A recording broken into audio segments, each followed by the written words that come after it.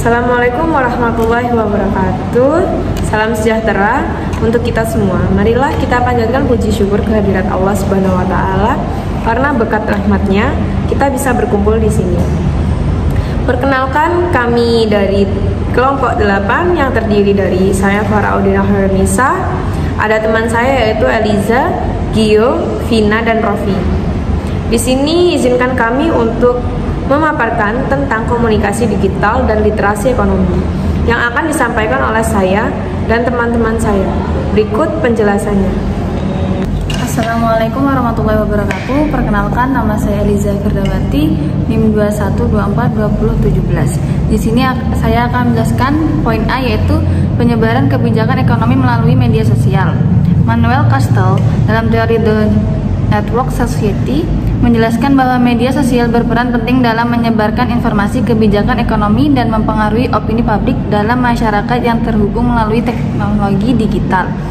Media sosial memungkinkan pemerintah dan lembaga menyampaikan kebijakan ekonomi dengan cepat, biaya rendah, dan memfasilitasi pemahaman serta partisipasi masyarakat. Faktor-faktor kunci keberhasilan sosialisasi kebijakan ekonomi melalui media sosial. Yang pertama, jangkauan luas dan aksesibilitas mudah. Media sosial memungkinkan informasi mencapai audiens yang sangat luas, termasuk yaitu memiliki akses ke media tradisional.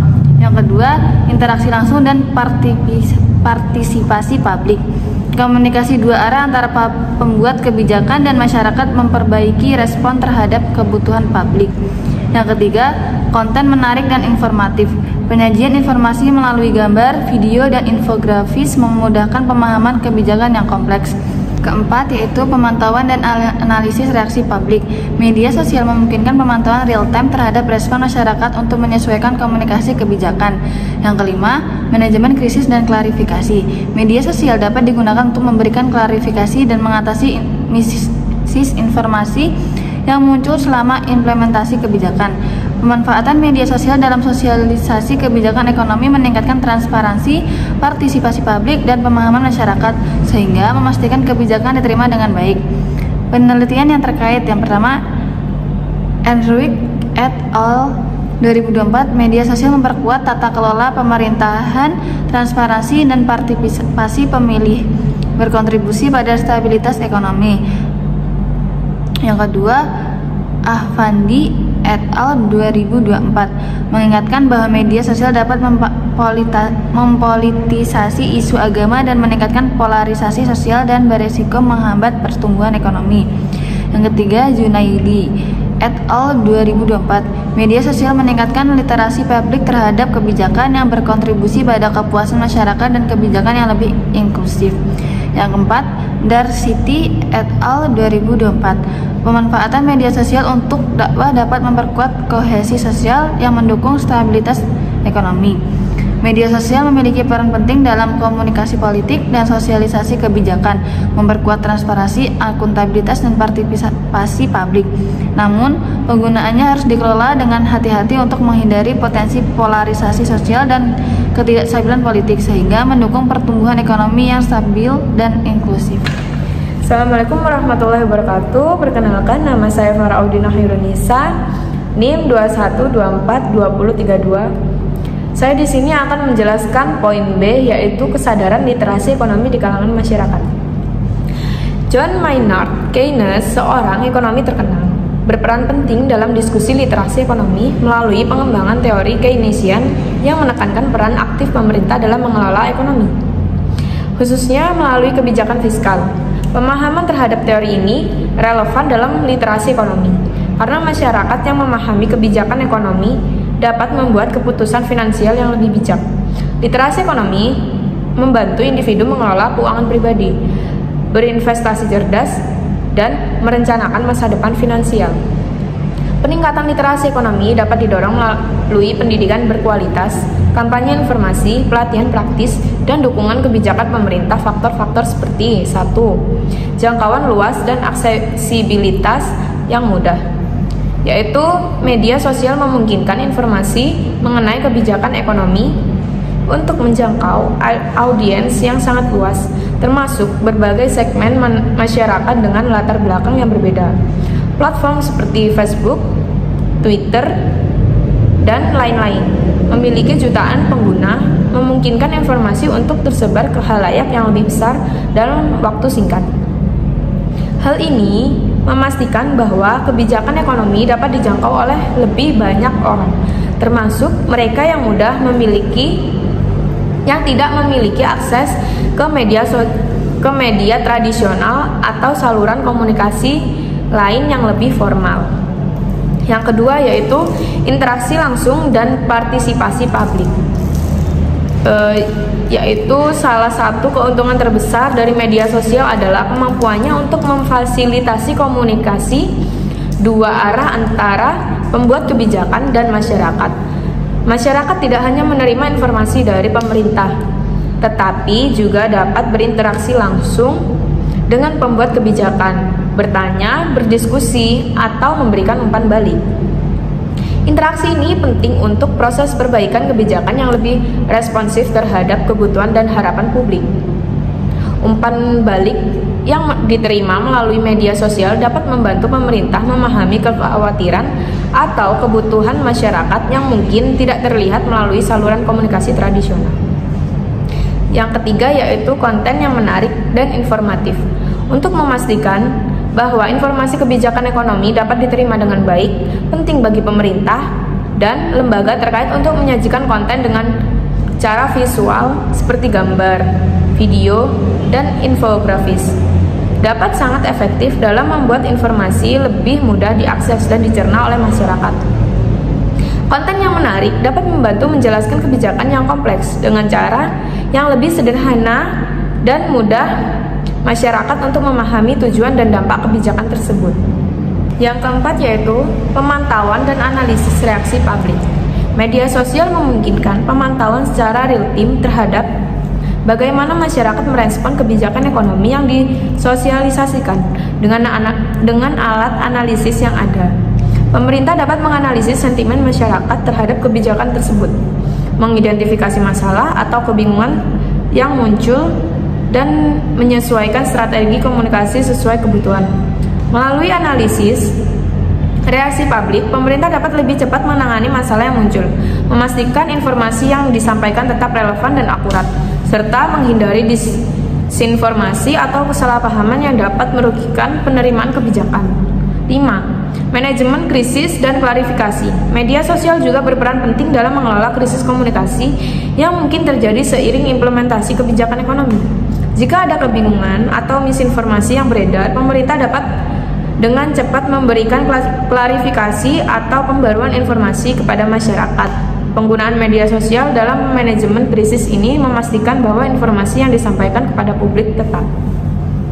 Menyebutkan kelima faktor literasi ekonomi dapat meningkatkan kemampuan masyarakat dalam membuat keputusan keuangan yang cerdas dan berpartisipasi aktif dalam perekonomian. Penelitian menunjukkan bahwa literasi digital dan pengelolaan pengetahuan penting untuk inovasi di sektor UKM yang mendorong pertumbuhan ekonomi. Selain itu, literasi ekonomi dapat memberdayakan perempuan, mengurangi kemiskinan, dan memperkuat ekonomi lokal.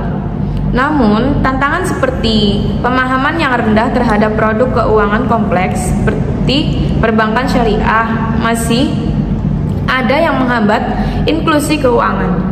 Penelitian juga menunjukkan bahwa metode pembelajaran berbasis etnomatematika dapat meningkatkan keterampilan numerik siswa yang penting untuk mendukung pertumbuhan ekonomi. Secara keseluruhan, literasi dalam berbagai bidang merupakan dasar bagi pembangunan ekonomi yang inklusif dan berkelanjutan. sini saya akan menyampaikan tentang materi yang C, dampak literasi ekonomi terhadap kepuasan publik. Menjadi konsumen yang cerdas membutuhkan pemahaman literasi ekonomi, karena literasi ini adalah alat yang dapat dipelajari dan dikembangkan untuk mencapai kesejahteraan. Pergeseran dari ekonomi berbasis industri ke ekonomi berbasis modal manusia menuntut kemampuan dalam mengolah informasi untuk pengambilan keputusan. Oleh karena itu, memahami cara mengelola informasi yang cepat dan beragam memerlukan dasar-dasar pengambilan keputusan ekonomi yang cerdas. Keputusan ekonomi yang tepat terlihat dari kemampuan memanfaatkan sumber daya yang ada untuk menciptakan manfaat. Literasi ekonomi yang mengacu pada kemampuan individu dalam memahami dan menerapkan prinsip-prinsip ekonomi dalam kehidupan sehari-hari berpengaruh besar terhadap kesejahteraan masyarakat.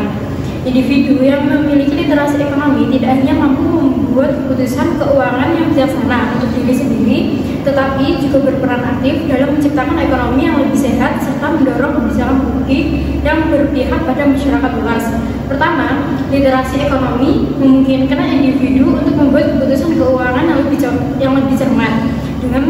Dengan pemahaman mengenai konsep-konsep seperti inflasi, suku bunga, dan investasi, masyarakat dapat menilai dampak kebijakan ekonomi terhadap kehidupan mereka. Kedua, pemahaman literasi ekonomi membantu masyarakat mengelola risiko dan peluang di sektor ekonomi.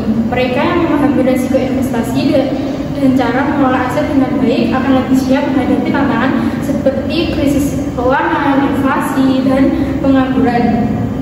Ketiga, literasi ekonomi memotivasi masyarakat untuk berpartisipasi aktif dalam pengembangan ekonomi dan mengawasi kebijakan pemerintah.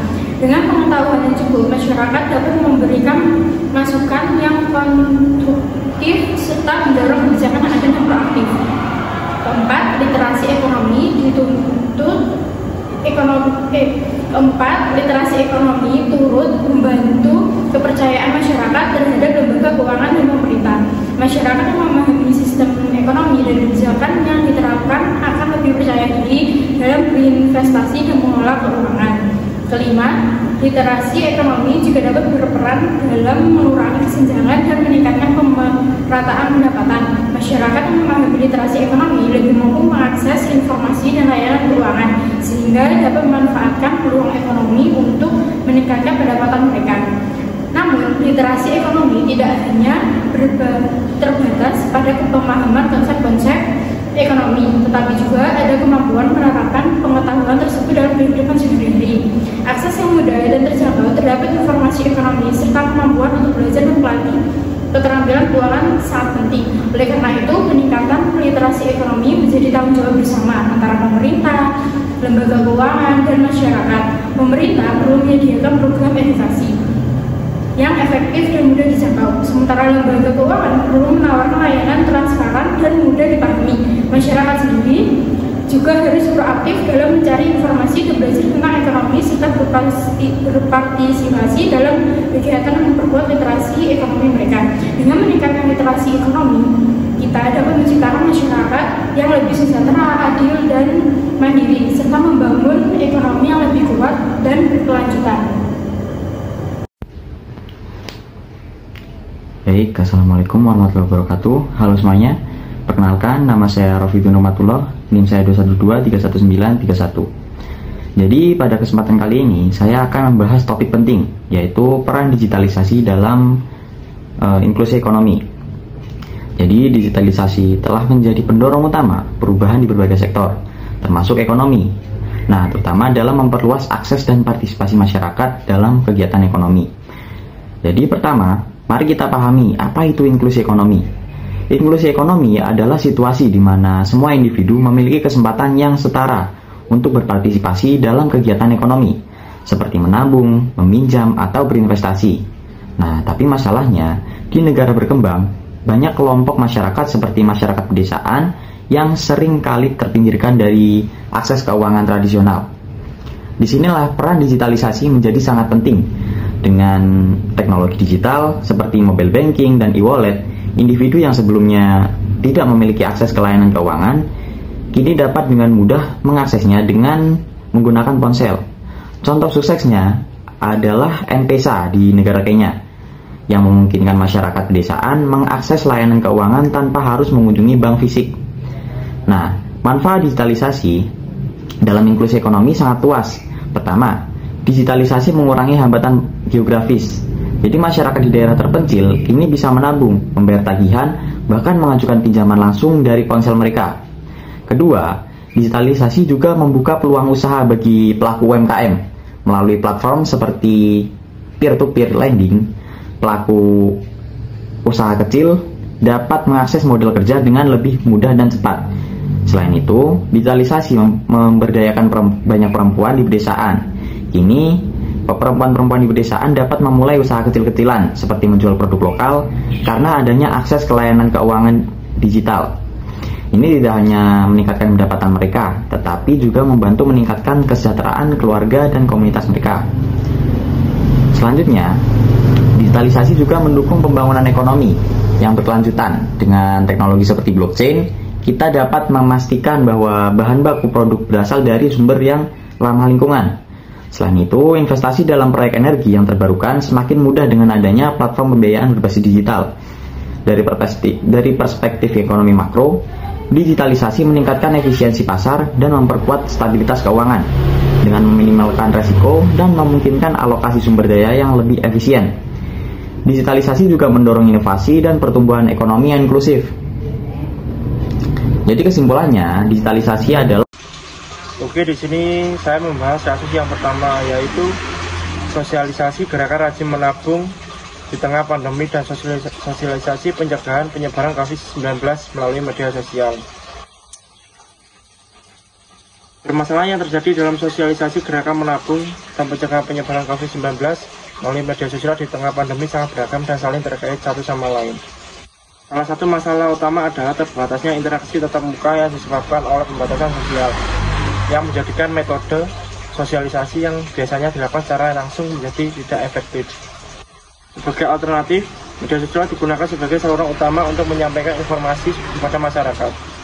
Namun, meskipun media sosial dapat menjangkau audiens yang luas, tantangan besar muncul, terutama karena rendahnya literasi digital di kalangan sebagian besar masyarakat. Banyak yang orang tidak terbiasa dengan penggunaan teknologi dan kesulitan dalam memahami informasi yang disampaikan secara digital, sehingga pesan yang dimaksudkan tidak selalu diterima dengan baik. Selain itu, tidak merataan akses terhadap teknologi, seperti perangkat yang terbatas dan koneksi internet yang tidak stabil, juga menjadi masalah serius karena tidak semua orang memiliki kesempatan yang sama untuk mengakses informasi yang disebarkan melalui media sosial. Di samping itu, banyak masyarakat yang berada dalam kondisi ekonomi yang sangat sulit akibat dampak pandemi, sehingga mereka lebih fokus pada pemenuhan kebutuhan dasar seperti makanan, obat-obatan, dan kebutuhan lainnya. Daripada mengikuti gerakan menabung, pandemi yang mempengaruhi perekonomian juga membuat masyarakat sulitan untuk menyisihkan uang untuk menabung. Karena sebagian besar pendapatan digunakan untuk bertahan hidup dalam kondisi yang penuh ketidakpastian. Penyebaran misinformasi di media sosial juga menjadi kendala besar dalam sosialisasi ini. Banyak informasi yang salah atau menyesatkan tentang cara pencegahan COVID-19 atau tips menabung yang tidak realistis yang beredar di platform digital, sehingga masyarakat bisa terjebak dalam informasi yang tidak benar dan mengarah pada keputusan yang kurang tepat dalam menjaga kesehatan atau mengelola keuangan pribadi. Tidak hanya itu, kurangnya koordinasi antara berbagai pihak yang terlibat dalam sosialisasi seperti pemerintah, lembaga pendidikan, organisasi masyarakat, dan influencer media sosial juga memperburuk situasi. Ketidakselarasan dalam pesan yang disampaikan dan informasi yang bertentangan satu sama lain seringkali membuat masyarakat bingung dan kurang percaya pada pentingnya mengikuti anjuran yang diberikan. Selain itu, sulitnya menjangkau masyarakat di daerah terpencil atau mereka yang memiliki keterbatasan dalam akses teknologi semakin memperburuk efektivitas sosialisasi. Karena kelompok masyarakat ini cenderung tidak dapat mengakses informasi yang disampaikan melalui media sosial. Semua tantangan ini jika tidak ditangani dengan serius dapat menghalangi upaya untuk menyukseskan gerakan menabung dan pencegahan penyebaran COVID-19 yang diharapkan dapat meningkatkan kesadaran dan partisipasi masyarakat secara luas. Dan berikut solusi kasus yang pertama: meningkatkan literasi digital, meningkatkan akses teknologi, memerangi misinformasi, dan meningkatkan program ekonomi dan pengelolaan keuangan.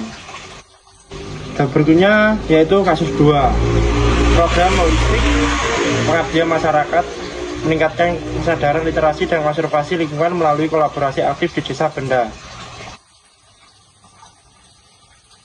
Permasalahan dalam pelaksanaan program holistik pengabdian masyarakat untuk meningkatkan kesadaran literasi dan konservasi lingkungan melalui kolaborasi aktif di Desa Benda sangatlah kompleks dan melibatkan berbagai tantangan yang saling terkait, baik dari sisi sosial, ekonomi, budaya, maupun lingkungan. Salah satu masalah utama yang dihadapi adalah rendahnya kesadaran masyarakat mengenai pentingnya literasi lingkungan dan konservasi. Masyarakat desa seringkali tidak memiliki pemahaman yang memadai tentang dampak jangka panjang dari perilaku mereka yang merusak lingkungan, seperti pembukaan lahan secara sembarangan, pembuangan sampah sembarangan, penggunaan bahan kimia berbahaya, dan penebangan pohon secara liar.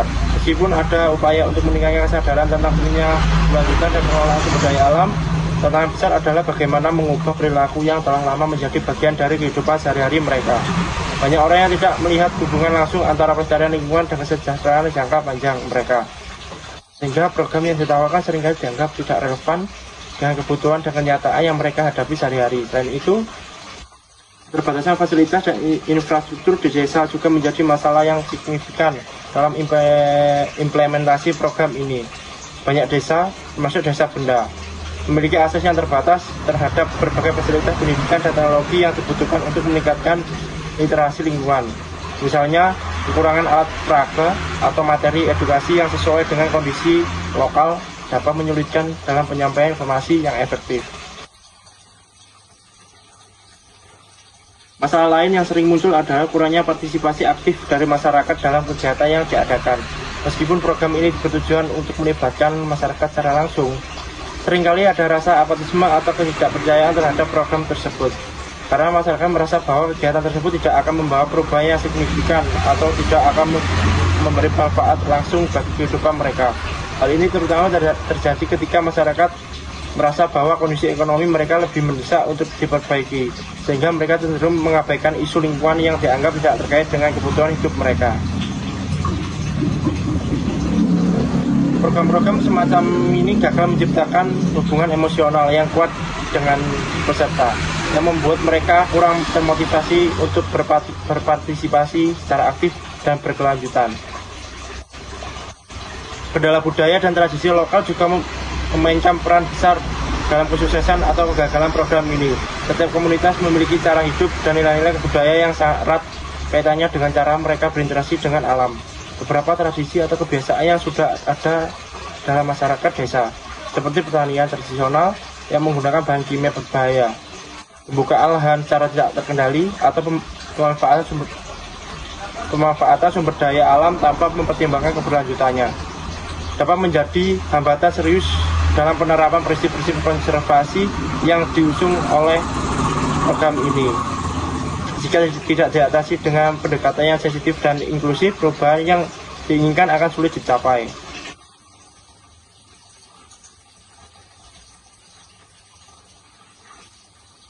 Namun, seringkali terdapat ketidaksesuaian antara kebijakan pemerintah dengan kondisi lokal yang sebenarnya, atau kurangnya koordinasi antara berbagai pihak yang terlibat. Hal ini dapat menyebabkan terjadinya tumpang tindih kegiatan, pemborosan sumber daya, atau ketidaksesuaian antara program yang dijalankan dan kebutuhan real masyarakat. Kolaborasi yang kurang efektif ini menghambat pencapaian tujuan program dan mempengaruhi keberlanjutan upaya konservasi yang dilakukan. Oleh karena itu, program ini memerlukan mekanisme koordinasi yang lebih baik serta komunikasi yang intensif antar semua pihak yang terlibat agar tujuan bersama dapat tercapai dengan lebih optimal. Berikut solusi kasus yang kedua. Meningkatkan kesadaran masyarakat melalui pendekatan partisipatif. Peningkatan akses terhadap sumber daya dan infrastruktur, meningkatkan partisipasi masyarakat, pemberdayaan ekonomi masyarakat, dan evaluasi dan pemantauan berkala. Dan berikutnya yaitu kasus yang ketiga, literasi digital pada masyarakat desa. Masalah literasi digital pada masyarakat desa mencakup sejumlah tantangan besar yang saling terkait, yang menyebabkan keterbatasan akses dan pemanfaatan teknologi di kalangan warga desa. Salah satu masalah utama adalah rendahnya tingkat keterampilan digital yang dimiliki oleh sebagian besar masyarakat desa, sehingga mereka kesulitan dalam menggunakan perangkat teknologi seperti komputer, ponsel pintar, dan aplikasi berbasis internet yang kebutuhan sehari-hari. Ketidakmampuan ini menghalangi mereka untuk memanfaatkan teknologi dalam berbagai aspek kehidupan, seperti mencari informasi, menjalankan bisnis, mengakses layanan publik, dan memperoleh pendidikan dengan rendahnya literasi digital. Warga desa berisiko semakin terpinggirkan di tengah pesatnya perkembangan dunia yang semakin mengarah pada digitalisasi. Masalah lain yang tak kalah penting adalah bagaimana akses terhadap teknologi, di mana banyak wilayah pedesaan yang belum memiliki infrastruktur yang memadai untuk mendukung penggunaan teknologi. Akses internet yang lambat atau bahkan tidak ada sama sekali di beberapa daerah menghambat masyarakat desa untuk memanfaatkan berbagai aplikasi atau layanan berbasis internet yang dapat membantu mereka dalam kehidupan sehari-hari, baik itu untuk komunikasi, pendidikan, atau pekerjaan. Yang memperburuk ketertinggalan mereka dalam hal digitalisasi. Lebih lanjut, masalah kurangnya pendidikan dan pelatihan digital menjadi kendala utama dalam peningkatan literasi digital di desa. Tanpa adanya akses ke pelatihan digital yang terstruktur dan memadai, warga desa kesulitan untuk mengembangkan keterampilan yang diperlukan untuk beradaptasi dengan teknologi baru. Program pelatihan yang ada pun seringkali terbatas dan tidak merata, sehingga banyak masyarakat yang tidak mendapatkan kesempatan untuk belajar dan mengembangkan kemampuan mereka dalam menggunakan teknologi. Hal ini memperburuk kondisi di mana warga desa terus mengalami kesulitan untuk mengakses informasi yang seharusnya dapat meningkatkan kualitas hidup mereka. Selain itu, resistensi terhadap teknologi juga menjadi masalah yang signifikan di kalangan sebagian besar masyarakat desa, terutama generasi yang lebih tua, yang sering merasa cemas atau takut dengan perubahan teknologi yang cepat. Ketakutan akan teknologi yang dianggap rumit atau tidak relevan dengan kehidupan mereka menyebabkan mereka enggan untuk mencoba atau belajar, yang akhirnya memperlambat proses digitalisasi.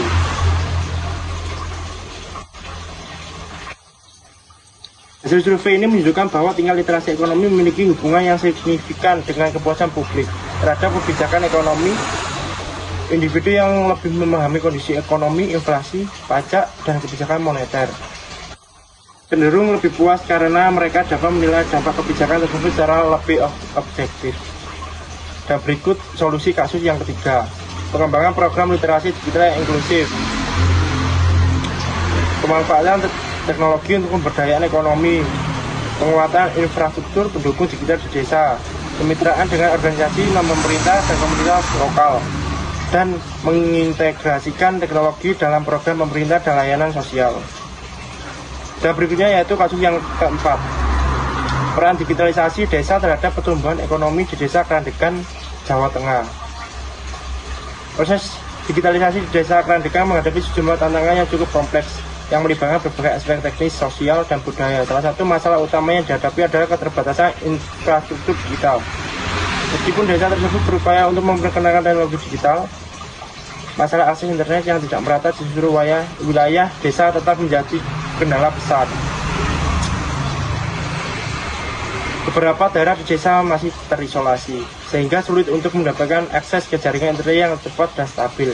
Hal ini menghambat warga desa, terutama yang tinggal di wilayah yang lebih terpencil, dalam mengakses teknologi dan memanfaatkan berbagai peluang yang ditawarkan oleh digitalisasi, seperti memasarkan produk secara online, mengakses informasi terkait usaha, atau bahkan mengikuti pendidikan dan pelatihan berbasis internet.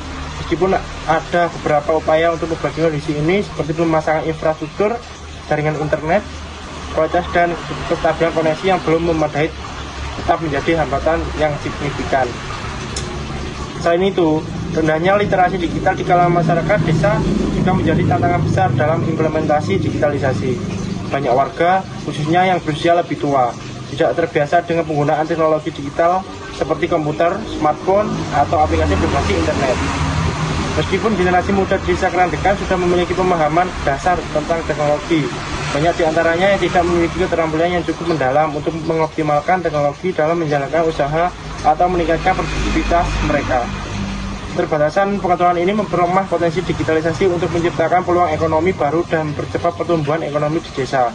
Selain itu, banyak pula warga yang tidak memahami cara menggunakan internet untuk transaksi bisnis atau memasarkan produk secara online, yang membuat mereka kesulitan beradaptasi dengan pasar digital. Permasalahan lain yang sangat mempengaruhi keberhasilan digitalisasi adalah kurangnya akses ke pelatihan dan pendidikan digital yang memadai. Tanpa pelatihan yang sesuai, warga desa kesulitan untuk memahami berbagai alat digital yang dapat membantu mereka dalam mengembangkan usaha atau meningkatkan efisiensi kerja mereka. Seringkali pelatihan yang ada terbatas dan hanya menjangkau sebagian kecil masyarakat, sehingga tidak semua warga mendapatkan kesempatan yang sama untuk belajar dan mengembangkan keterampilan digital yang relevan dengan kebutuhan ekonomi mereka. Hal ini memperburuk kesenjangan antara mereka yang bisa mengakses dan memanfaatkan teknologi dengan mereka yang tertinggal dalam hal pengetahuan dan keterampilan digital. Dengan kata lain, meskipun teknologi bisa memberikan banyak peluang, tanpa adanya lingkungan pendidikan yang memadai, banyak masyarakat desa yang terhambat untuk beradaptasi. Lebih jauh lagi, keterbatasan dana menjadi masalah tambahan dalam proses digitalisasi desa.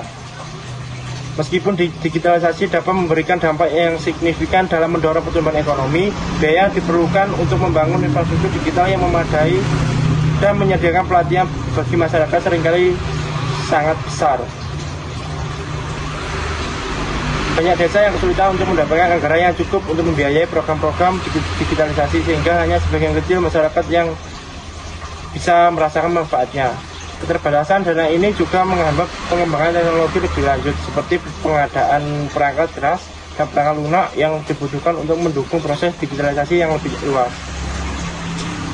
Secara keseluruhan, permasalahan ini yang dihadapi oleh desa Krandegan dalam proses digitalisasi sangat kompleks dan saling terkait. Infrastruktur yang kurang memadai, rendahnya literasi digital, ketergantungan pada pihak luar, resistensi terhadap perubahan, dan keterbatasan dana semuanya merupakan hambatan yang harus diatasi agar digitalisasi dapat berjalan dengan lancar dan memberikan dampak yang positif bagi masyarakat desa. Dan berikut solusi yang keempat: peningkatan infrastruktur digital, peningkatan literasi digital, penyediaan pelatihan dan mentoring, meningkatkan inisiatif mandiri desa, penyediaan dana dan sumber daya, kolaborasi dengan sektor swasta, dan pemberdayaan generasi muda.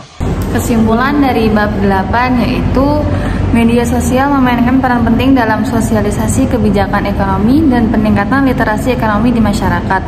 Platform digital memungkinkan pemerintah dan lembaga terkait untuk menyebarkan informasi kebijakan ekonomi dengan cepat dan luas, serta memungkinkan masyarakat untuk berinteraksi langsung dengan pembuatan kebijakan, yang meningkatkan transparansi, partisipasi publik, dan pemahaman terhadap kebijakan ekonomi. Namun, media sosial juga beresiko menimbulkan polarisasi sosial dan ketidakstabilan politik jika tidak dikelola dengan hati-hati. Di sisi lain, literasi ekonomi memiliki dampak besar terhadap kesejahteraan masyarakat dan kepuasan publik. Masyarakat yang memiliki pemahaman yang baik tentang konsep-konsep ekonomi dapat membuat keputusan keuangan yang lebih bijak, mengelola risiko keuangan, dan berpartisipasi lebih aktif dalam perekonomian.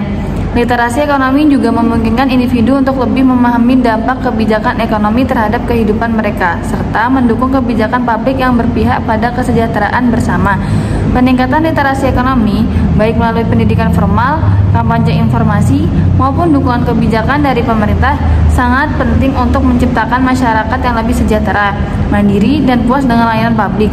Literasi ekonomi yang baik juga berkontribusi pada pengurangan kesenjangan sosial ekonomi, memperkuat inklusi keuangan, dan mendorong pertumbuhan ekonomi yang lebih merata.